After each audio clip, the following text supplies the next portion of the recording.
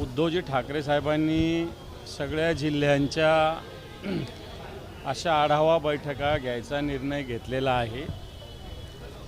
सुरुवात परभणीपासून झालेली आहे। मला वाटतं येणाऱ्या 1-2 महिन्यामध्ये हळूहळू एकेका टप्प्यामध्ये दर आठवड्यात 1-2 जिल्हे अशा पद्धतीने आढावा घेतला जाईल। आज परभणीचा पूर्ण आढावा घेण्यात आलेला आहे। पार जिल्हा परिषद सर्कल स्तरापर्यंतचे पदाधिकारी या ठिकाणी माननीय उद्धवजींच्या बैठकीला आले होते आणि वाटतं परभणी शिवसेनेचे सातत्यानं ताकद असलेला जिल्हा आहे आणि तो येणाऱ्या काळात तसाच मजबूत राहील। या हिशोबाने कशा पद्धतीने काम करावं याची एक व्यूहरचना आज करण्यात आली। नाही पण दानवे साहेब खासदार पक्षासोबत आहेत ना, कारण खासदार पक्षासोबतच आहेत। इथल्या बैठकीला नव्हते खासदार पक्षासोबतच आहे। त्यांच्याशी मी कालही बोललेलो आहे, 2-3 दिवसापूर्वी परभणीला गेलो होतो। त्यामुळे खासदार पक्षासोबतच आहेत। काही अडचणीमुळे ते बैठकीला आले नाही। पण ते काय बैठकीला येत नाहीत त्यामागचं कारण काय? कारण या बैठकीला ते आले नाही। मला त्यांनी परवाच्या दिवशी सांगितलं होतं की मी या बैठकीला येऊ शकत नाही, काय उद्या काही कोणाचा विवाह आहे त्यांच्या घरातल्यांचा, आज हळद कार्यक्रम आहे, त्यामुळे ते येऊ शकत नाही। त्यांनी स्पष्टपणे 4 दिवसापूर्वीच सांगितलेलं नाही। पण मातोश्रीची बैठक झाली खासदारांची, त्यालाही नव्हते। आज जी जिल्ह्याची बैठक झाली त्यालाही नव्हते, तर समजायचं काय यामध्ये? हे पहा, मला असं वाटतं मी शिवसेनेचा नेता या हेतूनं सांगतो, या नात्यानं सांगतो की ते शिवसेनेसोबत आहे। त्यांनी त्यांची आजच्या बैठकीला येण्यासाठीची अडचण सांगितलेली होती, ती उद्धवजींच्या कानावर आम्ही घातलेली आहे आणि त्यामुळे ही शिवसेना संघटन आहे आणि त्यामुळे संघटनेत मला असं वाटतं या प्रोसेस सगळ्या प्रक्रिया चालू असतात। नाही पण काय डॅमेज कंट्रोल असं म्हटलं जातंय? डॅमेज कंट्रोलचा आहे बा, सगळे पदाधिकारी येत आहेत, आमदार साहेब आहेत, जिल्हा प्रमुख आहेत, महापौर आहेत, सगळे प्रमुख पदाधिकारी सगळे इथं, महानगर प्रमुख आहे, महानगरपालिकेचे सगळे नगरसेवक आहेत, जिल्हा परिषद सगळे सदस्य आहे। त्यामुळे डॅमेज कंट्रोल करायचे। डॅमेज कंट्रोल कधी करायचं की काही तुटल्यावर फुटल्यावर, तशा पद्धतीनं कुठंच काही झालेलं नाही। संघटना एक संघ आहे।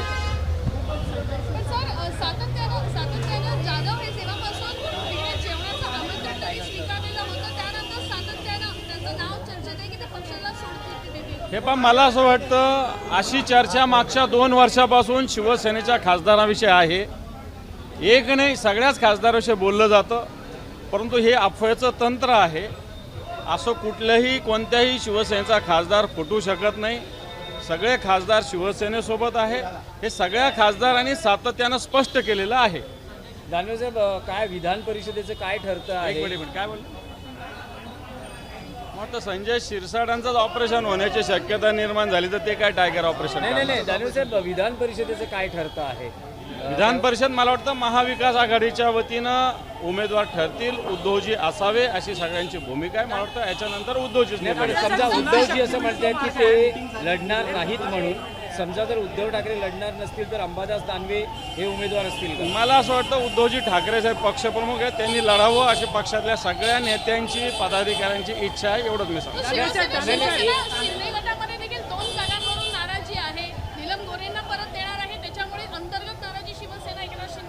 मला म्हणायचंच ते होतं की आमची एक जागा आहे, 3 पक्ष मिळून, सगळ्या मीडियाचं लक्ष आमच्या एक जागेकडे आहे।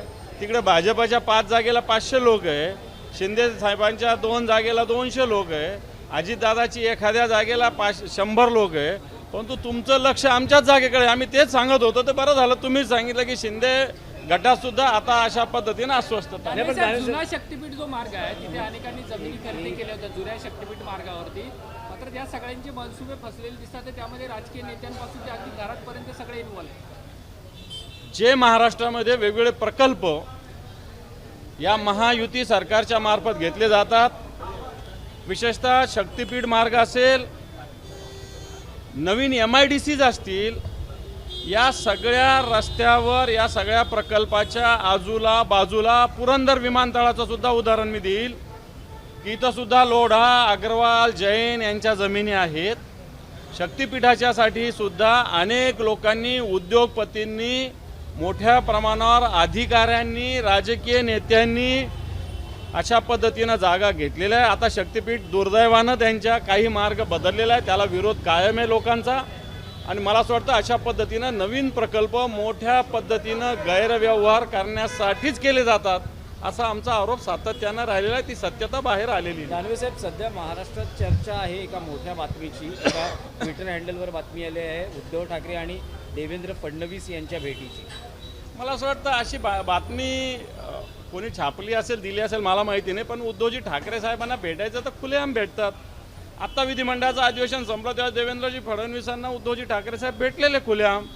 असं काय काम असेल, भेटायचं असेल तर ते भेटू शकतात. त्याला काय, मला असं वाटतं त्या कोणी ट्विटरवर लिहिलं किंवा टाकलं म्हणून असं गुपचूप भेटण्यासाठी मला असं वाटत नाही उद्धवजींना कोणाला गुपचूप भेटण्याची आवश्यकता आहे. थँक्यू.